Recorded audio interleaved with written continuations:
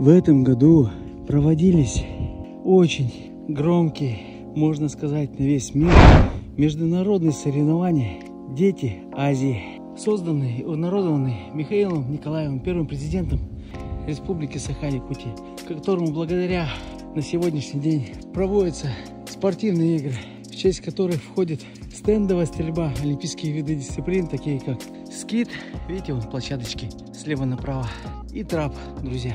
Приезжало много участников, все получали массу удовольствия. Это все гремело летнее время, а сейчас осень, зима и скоро снова весна. Но у нас стрелковый сезон не заканчивается, несмотря на 60-градусные морозы. Продолжается, так как у нас есть зимний стенд через окошко.